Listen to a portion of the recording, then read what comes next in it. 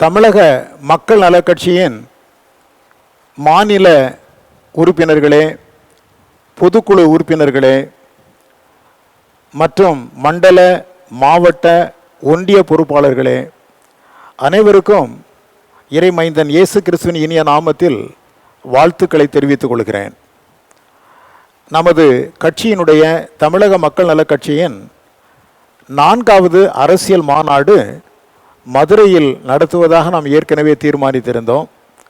அந்த விதத்தில் வருகின்ற 22ஆம் தேதி சனிக்கிழமை, இந்த மாதம் நவம்பர் 22 சனிக்கிழமை காலை 10:30 மணிக்கு மதுரையில் தேவேந்திரர் மன்றம் என்கிறதான ஒரு மகாலில் வைத்து, அதாவது மருதங்குளம் அழகர் கோவில் ரோடு மதுரை மிக அருகிலே தான் இருக்கிறது. மாட்டுத்தாவணி பஸ் நிலையத்திலிருந்து கொஞ்சம் உள்ளே வந்து மெயின் ரோடை பிடித்த உடனே கொஞ்சம் தூரத்தில் அந்த மண்டபம் இருக்கிறது. ரோடு மேலேயே அது காணப்படுகிறது. ஆகையினால் நீங்கள் அங்கே காலையில் வந்து சேரும்படி உங்களை அன்புடன் கேட்டுக்கொள்கிறேன். 22ஆம் தேதி காலை 10:30 மணிக்கு நமக்கு அங்கே அரசியல் மாநாடு துவங்கும். காலையிலே வருகின்றவர்களுக்கு மிக ஏர்லி மார்னிங் புறப்பட்டு வருகிறதினால் உங்களுக்கு ஒரு சிறிய சிற்றுண்டி அங்கே கொடுக்கப்படும். இடையிலே தேநீர் மற்றும் உணவுடன், மதிய உணவுடன் நம்முடைய மாநாடு நிறைவு பெறும். 2 மணிக்கெல்லாம் முடிந்துவிடும். அதற்கு பின்பு நீங்கள் செல்ல வேண்டிய இடங்களுக்கு நேர்த்தியாக செல்லலாம்.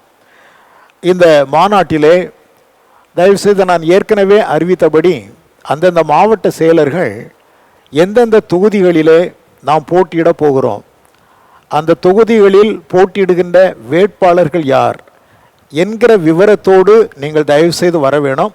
அந்த வேட்பாளர்களையும் கூட அழைத்து கொண்டு வர வேணும். அதுதான் இந்த மாநாட்டினுடைய மிக முக்கியமான விஷயமாக கருதப்படும். ஏனென்றால் வருகிற மே மாதம் 2026 மே மாதத்தில் நமக்கு தமிழக சட்டமன்ற தேர்தல் நடைபெற இருக்கிறது. அதற்காக அனைத்து அரசியல் கட்சிகளும் மும்முரமாக ஈடுபட்டு கொண்டிருக்கின்றன.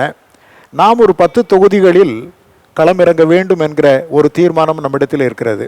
ஆகையினால் தயவுசெய்து மாவட்ட செயலர்கள் அந்த மாநாட்டிற்கு வரும்போது முக்கியமான பணி, உங்களுடைய மாவட்டத்தில் எந்த தொகுதியில் நாம் நம்முடைய வேட்பாளரை களமிறக்கின்றோம், அந்த வேட்பாளரையும் அழைத்து கொண்டு நீங்கள் வர வேணும். வருகின்ற பொழுது நீங்கள் என்னென்ன காரியங்கள் கொண்டு வர வேண்டும் என்பது குறித்து நான் அடுத்த ஒரு பதிவு உங்களுக்கு வாட்ஸ்அப்பிலே கூட நான் அனுப்பி வைப்பேன். ஆகவே இதை அறிந்து கொண்டு நீங்கள் செயல்படும்படி உங்களை மிக அன்புடன் கேட்டுக்கொள்கிறேன். அனைவரும் அந்த மாநாட்டில் வந்து கலந்து கொள்ளுங்கள். இது நமக்கு ஒரு முக்கியமான மைல்கல். ஏனென்றால் ஏற்கனவே கட்சி ஆரம்பித்த உடனேயே நாம் சில கவுன்சிலர் எலெக்ஷனில் தேர்தலில் நின்றோம். அதை தொடர்ந்து பாராளுமன்ற தேர்தலிலே நம்முடைய வேட்பாளர் போட்டியிட்டார். இப்பொழுதுதான் முதல் முறையாக தமிழக சட்டமன்ற தேர்தலில் நாம் போட்டியிட இருக்கின்றோம். ஆகையினால் இது ஒரு முக்கியமான ஒரு கூடுகை. இந்த அரசியல் மாநாட்டில் நாம் நம்முடைய கொள்கை கோட்பாடுகளை சொல்லி நம்முடைய வேட்பாளர்களை அறிமுகப்படுத்தி குறைந்தபட்சம் ஒரு 10 தொகுதிகளிலே நாம் வேட்பாளர்களை நிறுத்த வேண்டும் என்று சொல்லி நாம் விரும்புகின்றோம்.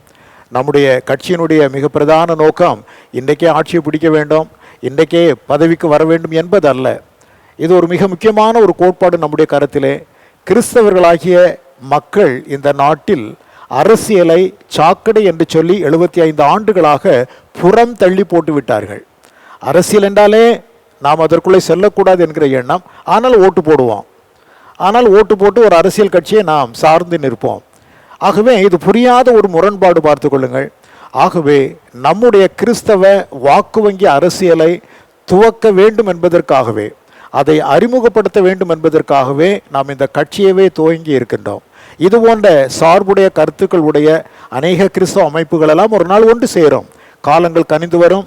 அன்றைக்கு ஆவியானவர் தாம் செய்ய வேண்டியதை செய்வார். இன்றைக்கு நம்மிடத்தில் கொடுத்த இந்த பணியை நிறைவேற்றும்படிக்கு நாம் களத்தில் நிற்க வேண்டிய மக்களாக விளங்குகிறோம். ஆகினால் இந்த அரசியல் மாநாட்டிலே கண்டிப்பாக நீங்கள் மக்களோடு கலந்து கொள்ளுங்கள். கலந்து கொண்டு நாம் சில காரியங்களெல்லாம் விவாதித்து நல்ல முடிவுகளை மேற்கொள்ள நமக்கு இறைவன் அருள் செய்வார். முதலாவது நான் பிரதானமாய் சொல்லிக்கொள்ள விரும்புவது, இந்த அரசியல் மாநாட்டிலே ஒரே ஒரு கோரிக்கை தான், ஒரே ஒரு கோட்பாட்டை தான் வலியுறுத்தி இருக்கிறோம். அது நாம் 2026 தேர்தலில் களம் காண்பது.